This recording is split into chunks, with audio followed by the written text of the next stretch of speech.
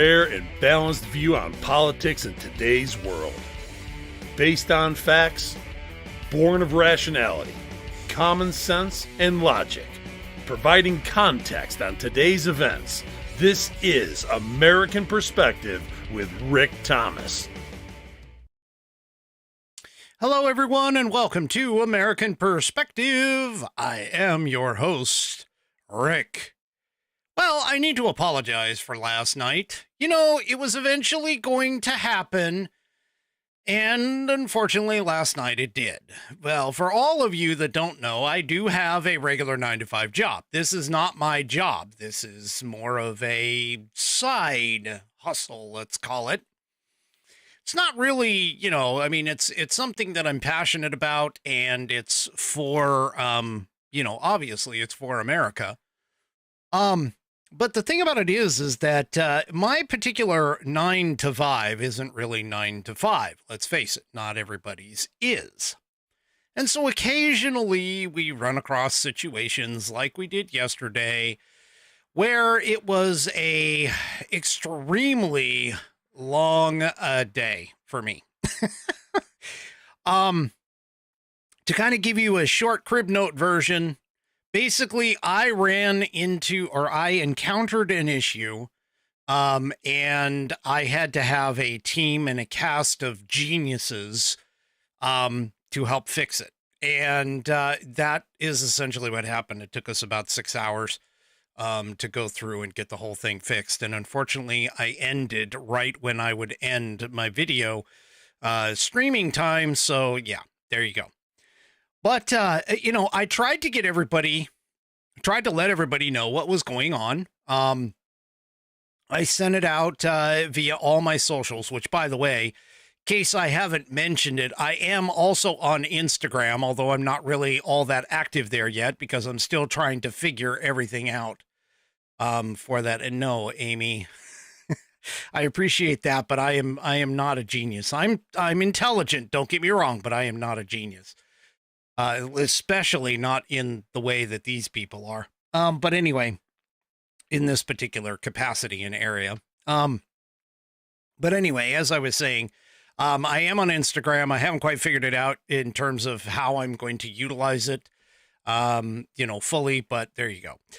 So you can find American Perspective with, I think it's American Perspective with Rick, if you do an @ sign toward that, and you'll find me there on Instagram if you happen to be on Instagram. But last night kind of gave me a little bit of a hint that I need to have a way where I can communicate directly with all of you, my fans, to ensure that when things like this happen, I can make messages, I can, you know, or when something happens during the day or whatever, and I have thoughts on it or whatever, more so than just sending it out to social media, because I know not everybody is on social media. But I think what I'm going to attempt to implement in the near future, will be a newsletter, style thing. And basically, for those of you that may not know, what you can do is for a newsletter, it's essentially you sign up, not going to charge anything. It's just a subscription in terms of you need to give me your email address, and in that fashion I will start sending you things email wise, whether it's notes like what happened last night or those kinds of things out there. So there you go.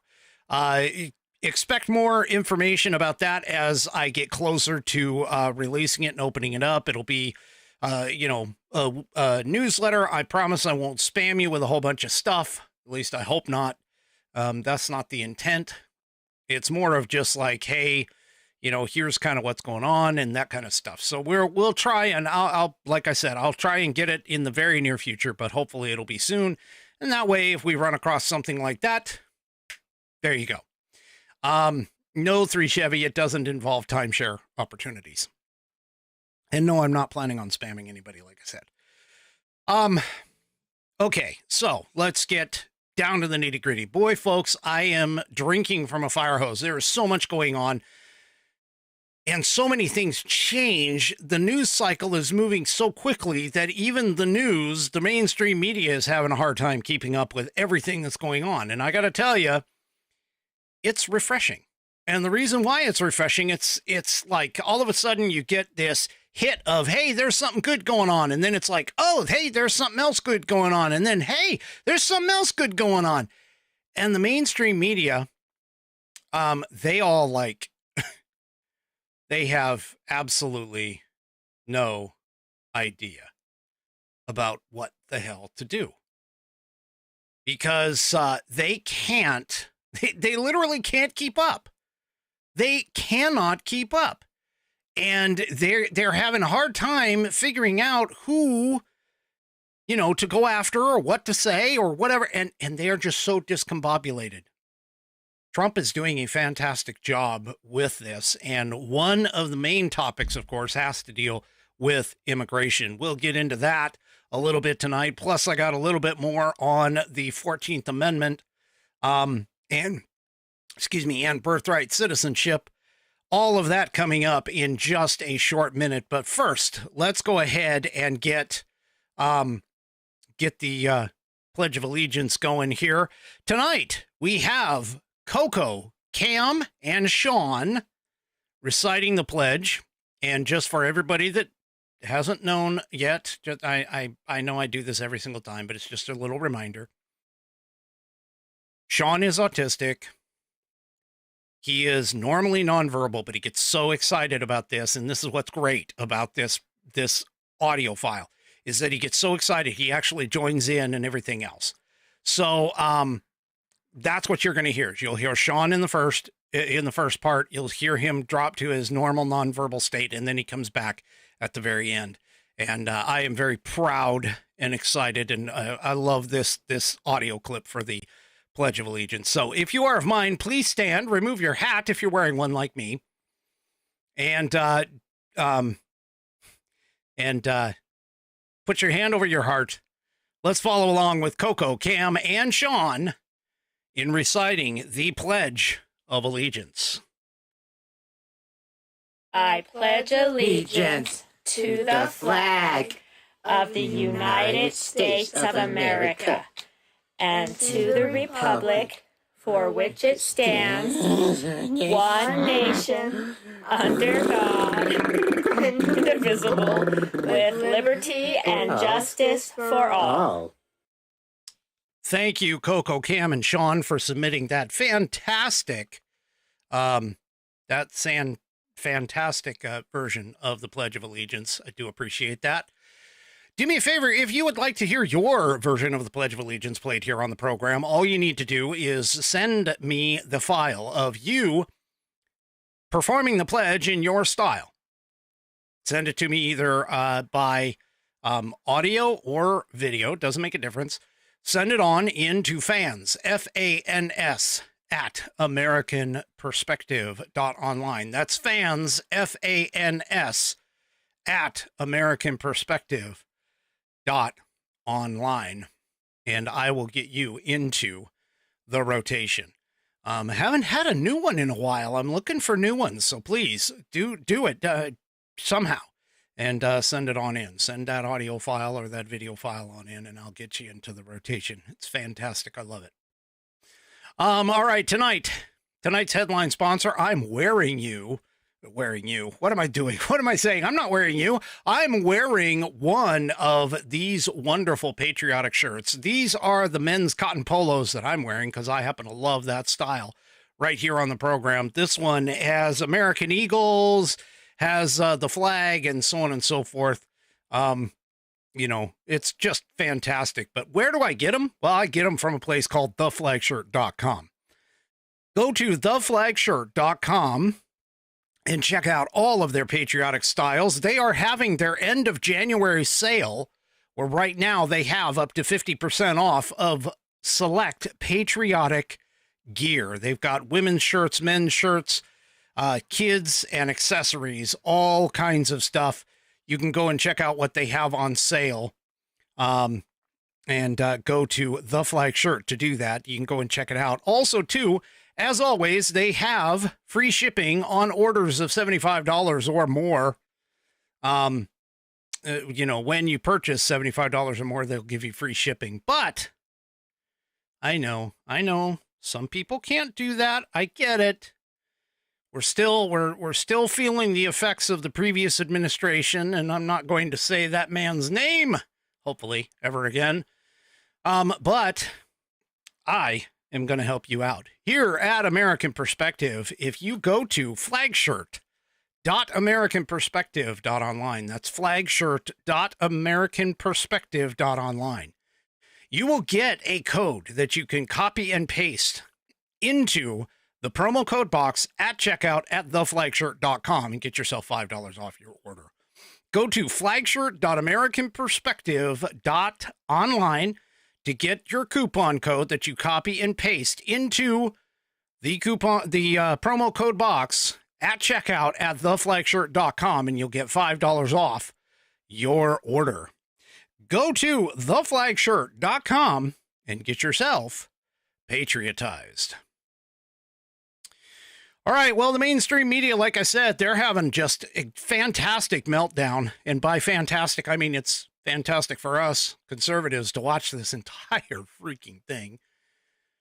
But the thing about it is that their ratings are tanking. CNN in particular has gone through a couple of rounds of layoffs that have been announced, and it seemed like there was an announcement, and then there was a little bit of a break, and then there was another announcement of like people getting laid off. Well, let me just tell you, one of the best things that I've heard is the fact that Jim Acosta, yes, Jim Acosta, the jackass, he apparently was told that, you know what, you're so bad, we're going to move you to the midnight slot. Now, let me tell you something, okay? Working in radio, because I'm, part owner in TGRN, but let me just tell you, the overnight nighttime shows from, midnight till about 4 or 5 in the morning, okay? That's like the young people who don't know what the hell they're doing. It's the place where a lot of people get development shows and things of that nature because of the fact nobody's watching. It's very rare for anyone to be watching that time slot. And so when you take someone like Jim Acosta, who was, for the longest time, like the big shot, or at least in his mind anyway, big shot on campus about stuff, to move him to the midnight time slot is extremely insulting. Well, guess what? He's now saying, or at least it's rumored that he is saying, that he's going to leave. He's like, you know what? You're demoting me to the midnight time slot. I'm gone. Which would be absolutely fantastic. I would love to see Jim Acosta go away, because Jim Acosta is one of the biggest propagandists and liars on TV in the left stream media. Yes, I said that right. Left stream media. He's up there with people like Joy Reid, Joy Behar, all of the cackling hens on The View, and all of those folks. He's up there. I'm telling you, the man freaking tries to say, he was in an interview with somebody and he was trying to tell him that, no, you can't say that. We're here on CNN. We are the news. We're not the ones that, we don't make up stuff. We tell you the truth. And the guy that he was interviewing, I don't even know who he is, but brilliant. He was like, well, Jim, people are watching SpongeBob SquarePants cartoons more than your program. So in your studio, it was fantastic. Anyway. So yeah, he's rumored to, this is it right here. In fact, you don't believe me, here it is right here. Is covered on CNN. What you're saying, this is not Fox, Congressman. You can't just spin a tail and pull the wool over people's eyes. Yeah. This is CNN. This is the news. We're asking you to come on and tell the truth. And that's why more people are watching the Cartoon Network SpongeBob reruns right now, Jim.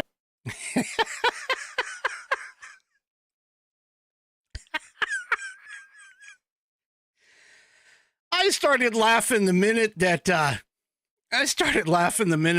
Jim Acosta was saying, "This is not Fox. We're a news organization." Yeah, right. Right. Yeah, you might have been a news organization many years ago, but you have given all that up. Moron. You know, come to think about it, I haven't seen any posts from him on X in a while, but anyway, right after this, apparently, reportedly by the Populous Times, which I'm looking at their piece right now, the SpongeBob zing must have had some truth to it, they say, because just a day later, Acosta learned that he would lose his coveted 10 a.m. time slot on the network. Now, for those of you that don't know, CNN is the apparent choice in a lot of hotels and a lot of in a lot of like airports. And yeah. So anyway, CNN announced that Acosta was going to be demoted to the graveyard shift and his show is going to air at midnight. Yeah. So, and that's after they, of course, cut 200 jobs reportedly from it. So, yep. That's just hilarious. So he's finally getting what he should have gotten a long time ago. Yeah. So there you go. Oh, and it's not only that, but also CBS is reportedly thinking of settling with Trump because Trump is suing them over the whole Kamala Harris interview debacle, that whole thing. And so, yeah, I saw a story. I can't confirm that it's true or not, but I saw a story that's suggesting that CBS is looking to maybe settle with Trump over that. And also, too, and I think this article's actually in the show notes. I kind of smashed yesterday's and today's together, so I'm not really too sure who's or what is in there. I think this is in there. But apparently the FCC, the new head of the FCC, has decided to resurrect the complaints against ABC, NBC, and CBS for their biased reporting or something along those lines. There's some sort of claims against them. And so they, this is just, I mean, the mainstream media is just having a meltdown. And of course, we still have Trump when he gets in front of the reporters, looking at them and telling them unabashedly what he thinks of them in terms of what they do. Oh, this is just, look, I don't know. We're not even a full week into this whole thing, okay? We're not even a full week into this whole thing, and I got to tell you, Trump is just freaking massive. He's doing exactly what I was hoping that he would do, which is essentially walk in and be a bull in the china shop and just start breaking shit, because that's pretty much what he is doing. And his biggest target so far, of course, has been illegal immigration, okay? And especially the border going on as well. So here, and this is the rightful and proper use of our military. Let's just put it that way, in my mind anyway. Here in the Epoch Times, Trump orders 1,500 more U.S. troops to the southern border. And the Marines arrived. I've seen some videos of the Marines arriving in their Osprey aircraft down on the border. Trump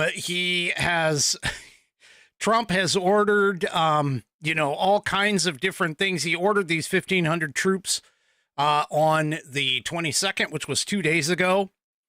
White House Press Secretary Carolyn Leavitt, I think it's Leavitt, confirmed the deployment order in comments to reporters outside the White House on Wednesday. She said, "This is something President Trump campaigned on. The American people have been waiting for such a time as this for our Department of Defense to actually take Homeland Security seriously. The U.S. troops are already attached to a federal border security mission dubbed Joint Task Force North." That's JTF-N. The U.S. Northern Command, which oversees JTF-N, estimates around 2,500 service members are currently attached to this federal border security mission.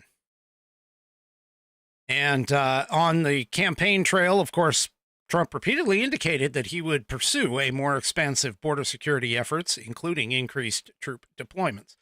Now, what's interesting about all of this is the fact that Biden could have done this a long damn time ago. Seriously. For all the times that Biden said, no, I can't do anything. Congress is the one that has to. Yeah, no, he doesn't. No, nope. I mean, I told you on this program, I say we, but I swear I don't have multiple personality disorder. But I told you on this program a long time ago that the Immigration and Naturalization Act does give the president carte blanche to shut down the border at any time he or she damn well pleases for any classification of alien anywhere. So there you go. You know, it's anyway. 3 Chevy. I love your thinking, sir. 1,500 troops is enough to set up overlapping fields of fire for a very long distance. Yeah. Yes. So anyway, so he signed another executive order on his first day back in office titled "Clarifying the Military's Role in Protecting the Territorial Integrity of the United States."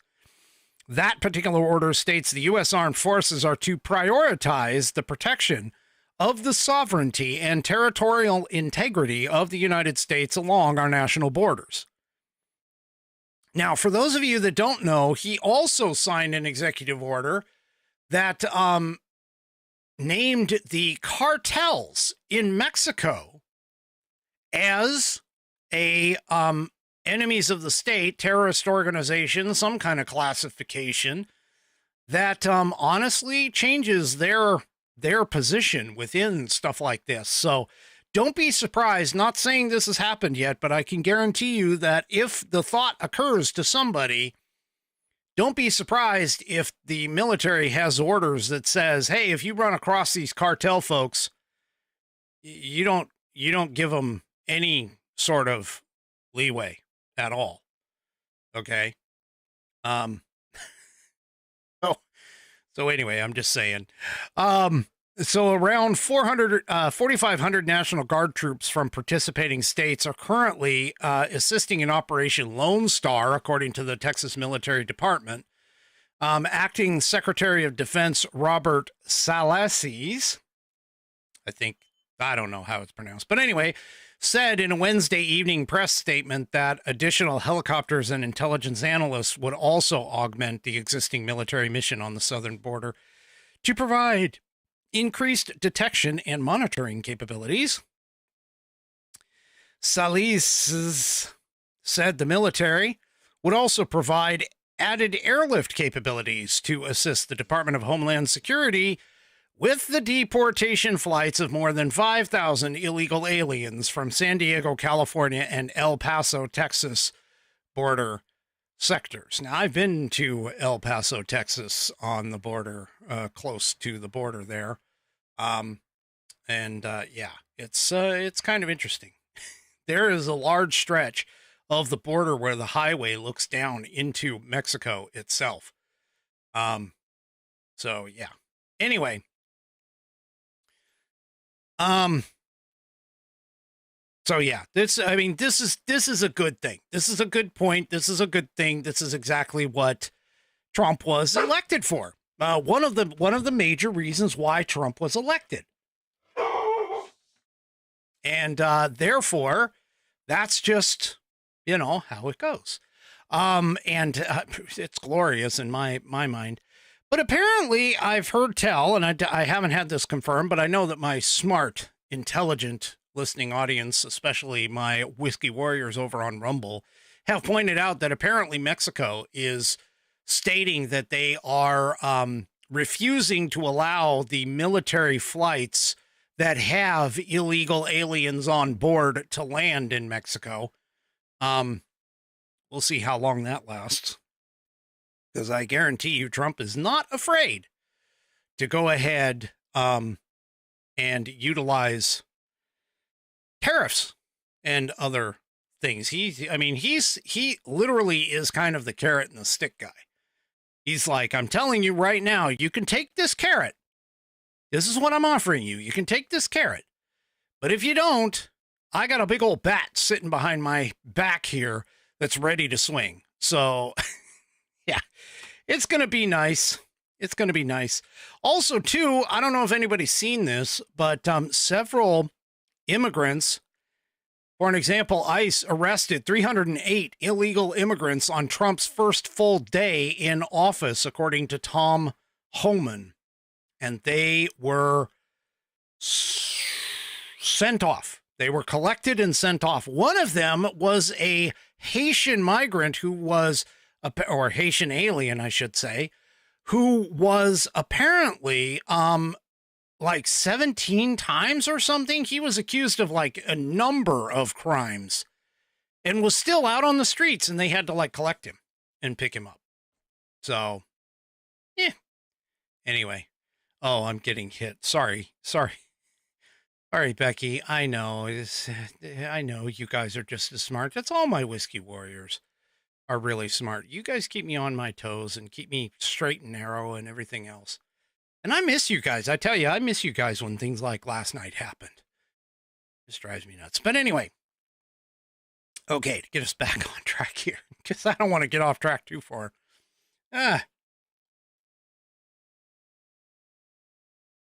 All right. So Trump is planning on and is talked about on many occasions enacting the Alien Enemies Act of 1798. And let me just tell you that this is kind of interesting. And of course, the left gets upset when the law is turned around on them.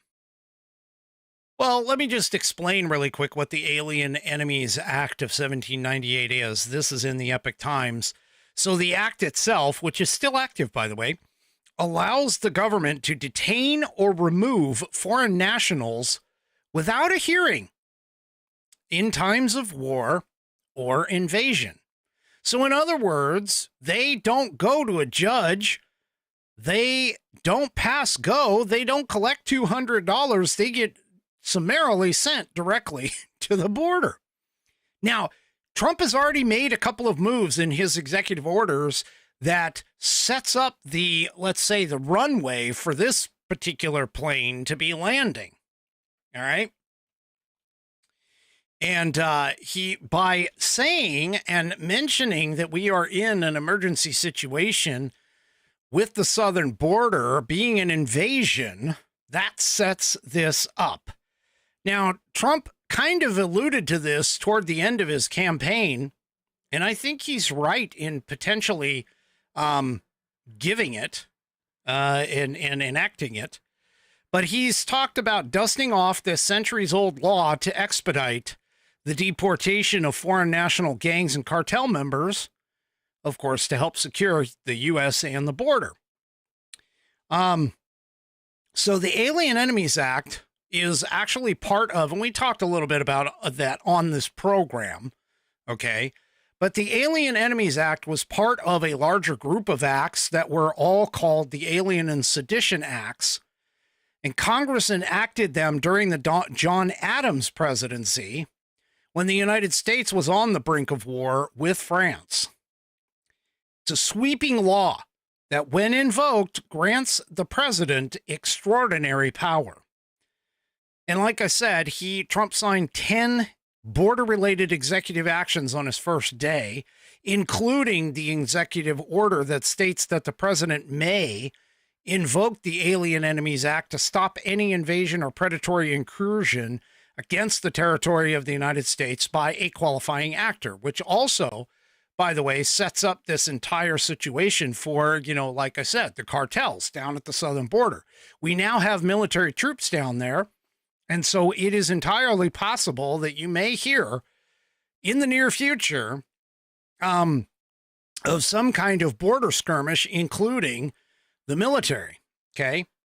Now, Joshua Trevedo, who is the Chief Transformation Officer for the Texas Public Policy Foundation, which is a conservative think tank that analyzes policy, he mentions that there's two conditions that have to be met in order to invoke the act. The first, there must be a war, an invasion, or predatory incursion of U.S. territory. And second, the invasion or hostile act must be committed by a foreign government. Now, wait a minute. You smart folks are sitting there listening going, wait a minute. The invasion that we have, the invasion of aliens in our country, is not a foreign government. However, there's only one problem or one challenge here. And this is where I think Trump may go with this. Okay. The collaboration of Mexico, and Trump's already made this public, the collaboration of Mexico and the cartels. In some areas of Mexico, the cartels are the de facto government for that particular area.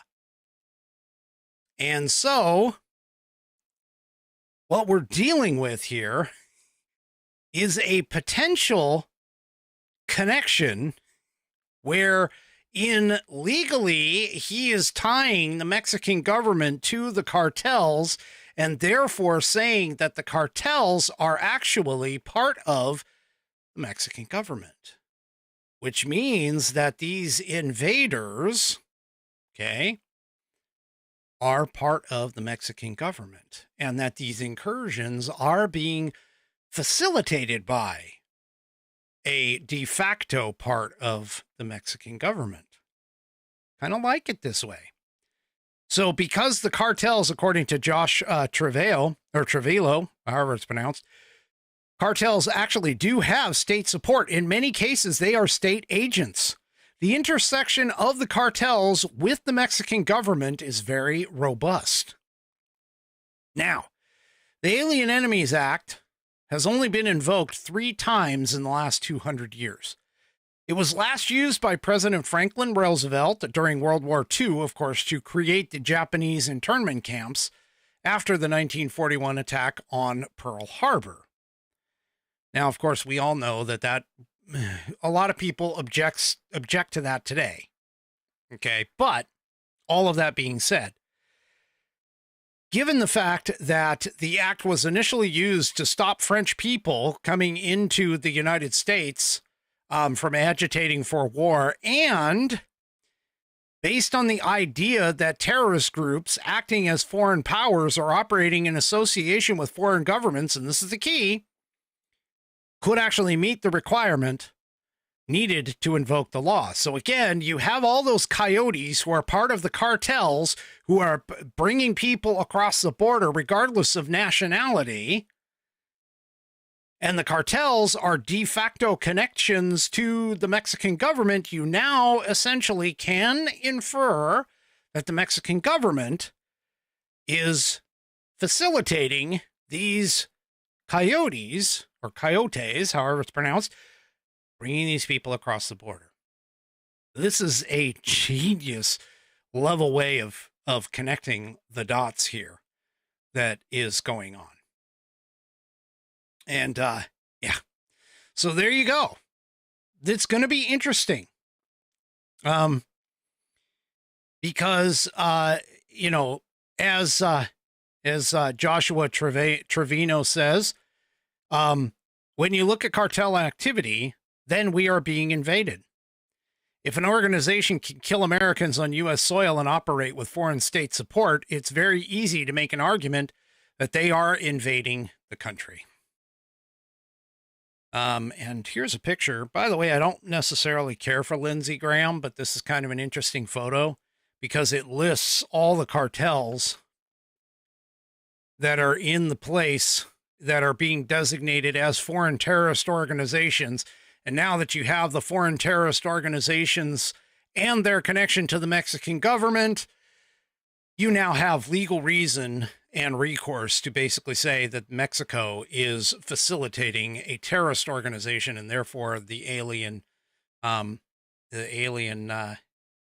Act can be Foreign Alien Act, or what, I can't even remember the name of it. But anyway, that can be invoked. So, yeah. Yep. So there you go. All right. Well, as expected, this is not a surprise at all, but as expected, and I even talked about this before, about the 14th Amendment and the idea of birthright citizenship. This, honestly, to me, this is a really big deal. And the reason why is this is sort of like, in my mind, this is sort of like the idea of getting back to constitutional roots. So yes, I'm going to talk about it more and more, the more that I dig up and bring to the forefront. But here's the thing. Apparently, there are several states, 22 in particular, that have now sued Donald Trump to stop the birthright citizenship order. And according to the New York Times, the complaint was filed in a federal district court in Massachusetts now. So we have, and I'll tell you here in a minute, but we have one in Seattle, one now in Massachusetts. All right. And New Jersey Attorney General Matthew Platkin, who led the legal effort, said that Trump's effort to limit birthright citizenship is extraordinary and extreme. No, it's not. And I'll explain in a minute. The presidents are powerful, he adds, but he is not a king. He cannot rewrite the Constitution with a stroke of a pen. Okay, to clarify, he's not rewriting the Constitution. Okay. To clarify, he is not rewriting the Constitution. He is simply clarifying what most people actually know about the Constitution. Okay? Well, at the same time, there is a judge in Seattle, after a hearing in Seattle, he has issued a temporary restraining order. U.S. District Judge John Coganhour, Coganhour? I don't know. Anyway, he issued a temporary restraining order that prohibits the Trump administration from 14 days from enforcing the order, which the president signed hours after taking office. Coganhour told a lawyer with the Justice Department during the hearing that it was a blatantly unconstitutional order. Actually, it's not. And I'll explain. See, there have been several cases that have been presented in front of the Supreme Court, the Dred Scott decision, and a couple of others, one involving a man named Chen.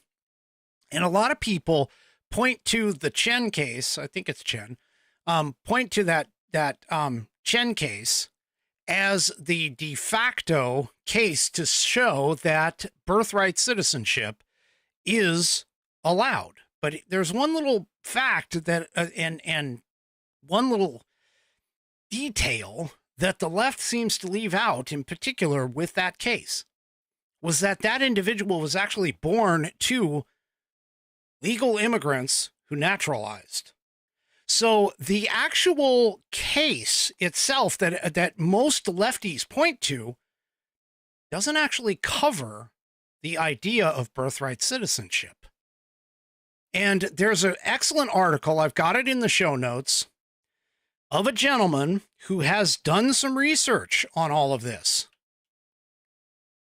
This gentleman's name is Michael Anton, and Michael Anton has pointed out that our current belief in the whole idea that if you're just born on America, you become an American citizen is not exactly what the founders and the creator, by the way, the creators of the 14th Amendment actually meant. So in this piece, he goes through and he talks about this in particular. There's a gentleman by the name of Senator Jacob Howard. And Jacob Howard was the sponsor for the 14th Amendment. And he stated, now some people have said that this statement was actually said outside of, like talking to the press or something outside. That's not true.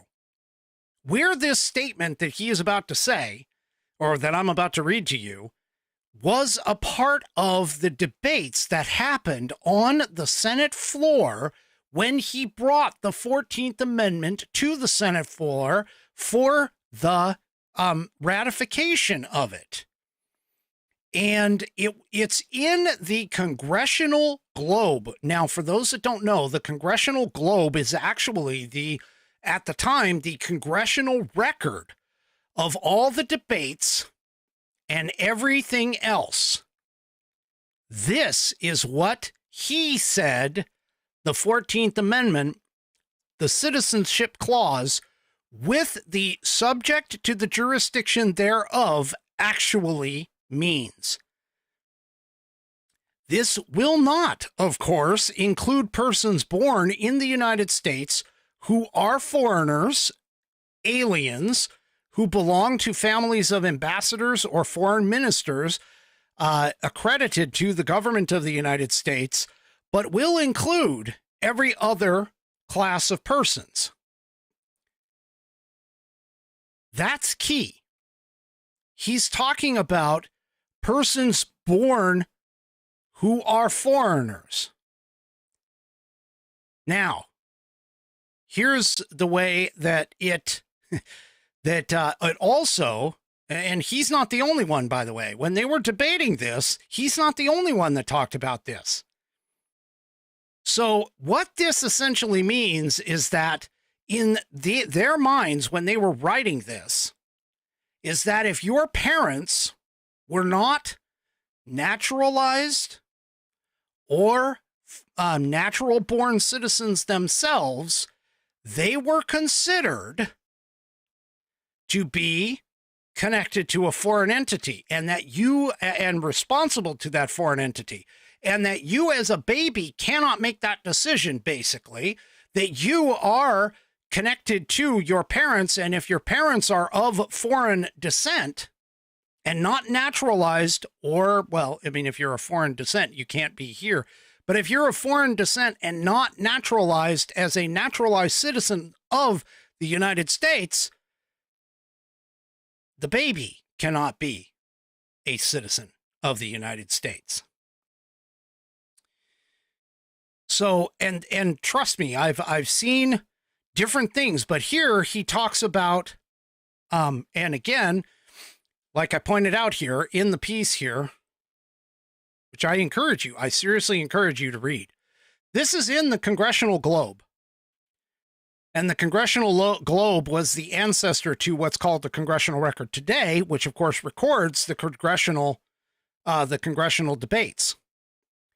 And basically he says, unless otherwise noted, all quotes that follow are from the Globe's account of the Senate debate that occurred on for the 14th Amendment on May 30th, 1866.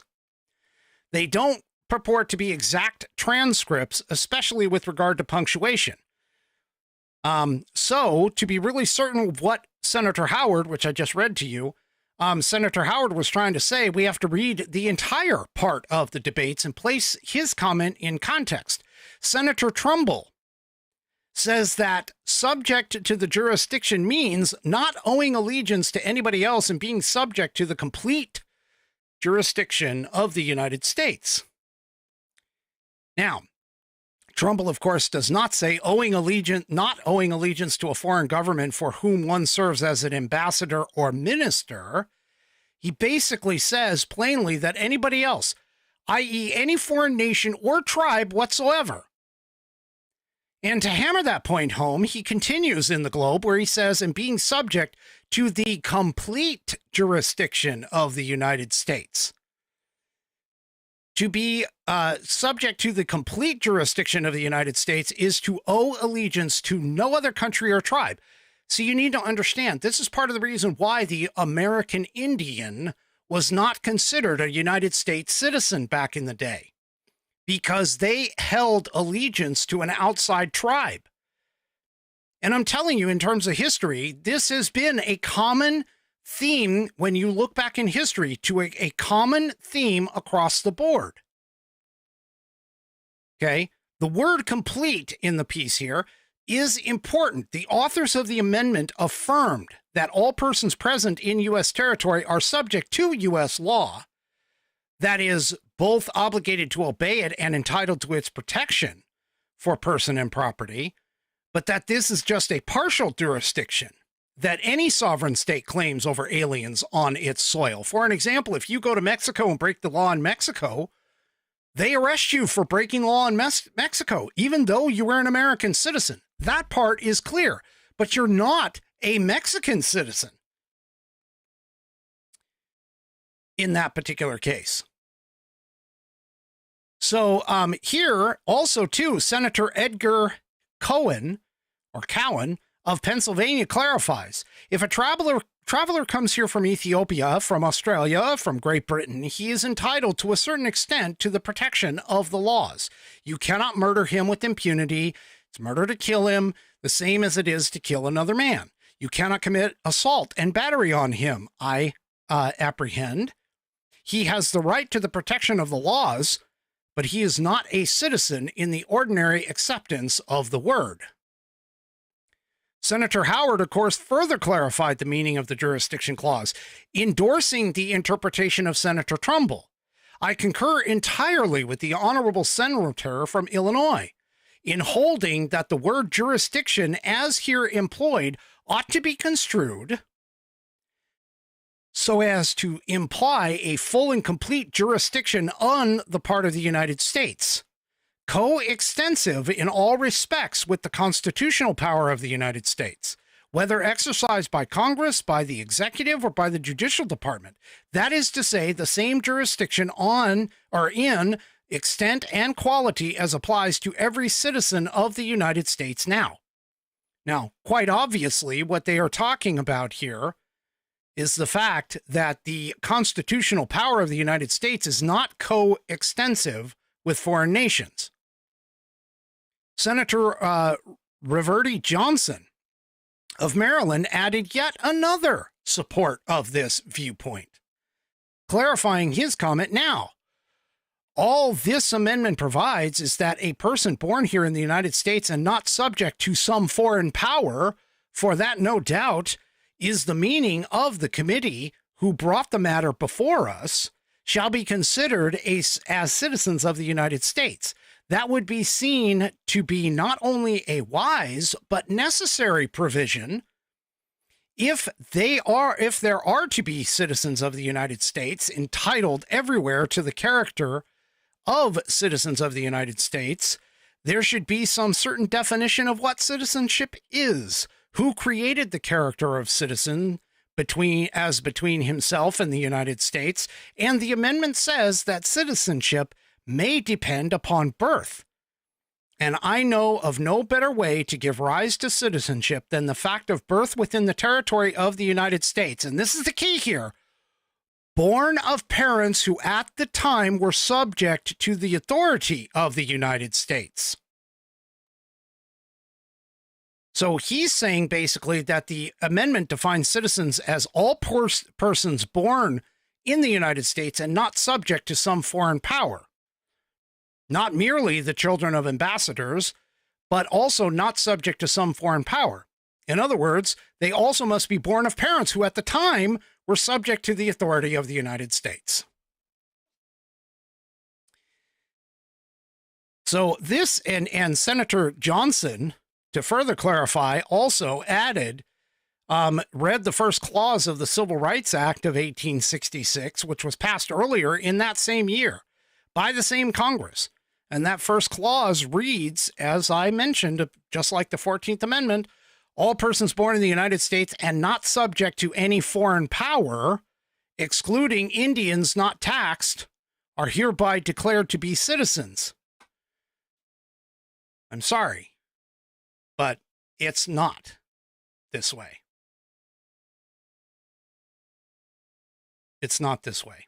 So essentially, our current definition, the current definition that we think is basically that if you are born within our borders, you are automatically a U.S. citizen, does not appear to be the case. That wasn't the intention. That wasn't the intention of the writers and framers of the 14th Amendment. That isn't the intention.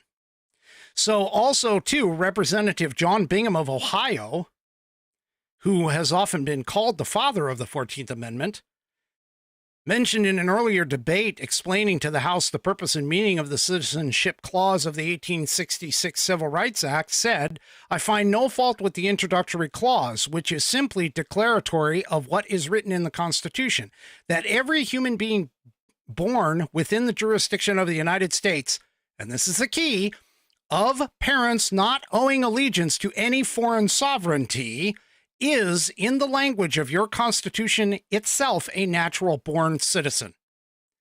And that's the key. So essentially what this is, and believe me, if you get, if the originalists on the Supreme Court, when this finally gets there, look through all of this, you are essentially going to see a potential change in the classification of natural born. That essentially means that you have to have one generation removed. So your parents need to be, at least one, need to be American citizens before you can be considered a natural born citizen. And them being citizens, that doesn't mean they have to have been born here. That means they could be naturalized here. And that's the case. Now, they again, as they talked about the Indian tribes, one of the objections to the argument cites the question of the Indians, not realizing that it actually undermines rather than strengthens their case. So, diplomats and their children had immunity under international law. American Indian tribes were governed by treaties and treated as separate sovereigns. In fact, they still are today. Okay? Every other individual born in the U.S., to citizens and foreigners alike, is subject to the jurisdiction of the federal government. But yet, over and over during the floor debate, the drafters and supporters of the 14th Amendment explained that they intended these two groups, and only these two groups, to be excluded from birthright citizenship. That's the argument.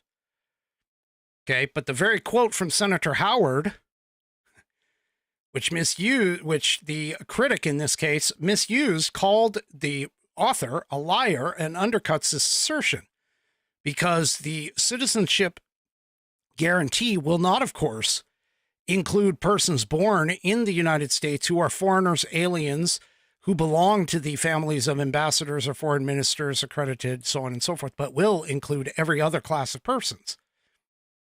You don't see Indian tribes listed there either. So, there you go. I have a feeling that once this gets to the SCOTUS and finally gets rested, this is going to be the case. You're going to see that the qualification to be a natural born citizen is to be born to at least one parent who is considered a natural born citizen. And again, keep in mind, okay, that America doesn't officially recognize dual citizenship. We don't. And when you look at the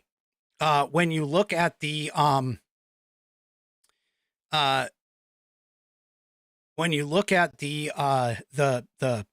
naturalized oath, they say that a person has to rescind all obligations and rights. They rescind their citizenship. They rescind all connection to their home country when they become a naturalized citizen here in the United States. They refuse all connections. They swear the oath to refuse all connections to their past country. That's the intent. That was the intent of the 14th Amendment. And that is the true intent of what is considered a natural born citizen as well. All right, I have one last thing to do. I understand that I missed, because last week was a week off, I missed Amy's birthday. So happy belated birthday to Amy. So I'm going to go ahead and sing that really quick here. So Amy, this is for you. Happy birthday to you. Happy birthday to you. Happy birthday, dear Amy. Happy birthday to you. Happy birthday, Amy. Happy 29th.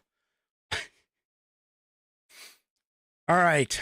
One last thing, by the way. One last thing that I want to point out, just in the final minutes here. This in the Federalist, Mark Zuckerberg has confirmed basically what we already knew, that the Supreme Court ignored the direct evidence that of massive federal censorship. So, yeah.